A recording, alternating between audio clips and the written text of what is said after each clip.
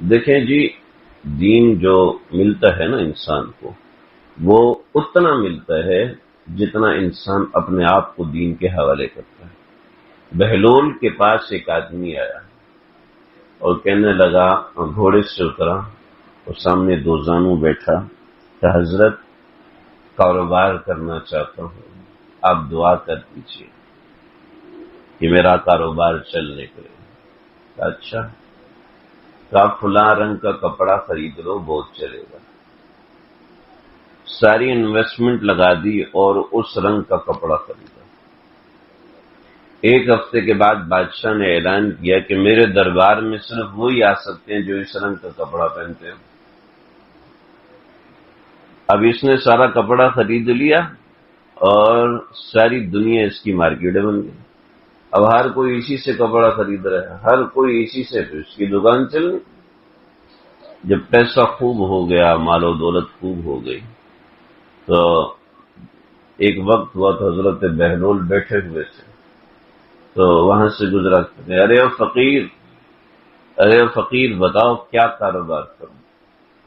تو کہنے لگے کہ تربوز خرید لو۔ اب اس نے جو پیسے کمائے تھے سارے تربوز میں لگا دیے۔ وہ تربوز اس اکیلے نے خریدے اور تربوز کا سیزن بنا نہیں، چلا نہیں، اس کے آدھے سے زیادہ تربوز ضائع ہو گئے۔ کہیں سے پیسے لیے ہوئے تھے، وہاں سے واپس کرنے پڑے، سارا مال تباہ ہو گیا۔ اب پھر اس کے پاس سواری کرنے کو گھوڑا بھی نہیں رہا۔ تو آیا حضرت بہلول کے پاس، وہ کہنے لگا، حضرت آپ نے مجھے برباد کر دیا۔ فرمایا کہ میں نے تجھے برباد نہیں کیا، تجھے برباد تیری بے ادبی نے کیا۔ جب تو نے ادب اور احترام سے پوچھا تو اللہ نے مجھے یہی بتایا کہ اس کو یہ کہو، اور جب تو نے بے ادبی سے پوچھا تو اللہ نے مجھے یہ بتایا کہ اس کو تربوز بتاؤ۔ میرا اس میں کوئی کردار، نہ میں کوئی صاحب کمال ہوں، نہ میں صاحب کشف ہوں، بس من جانب اللہ جو واردات ہوئی وہ تم کو بتا دیا کہ تمہارا انجام تمہارے سامنے۔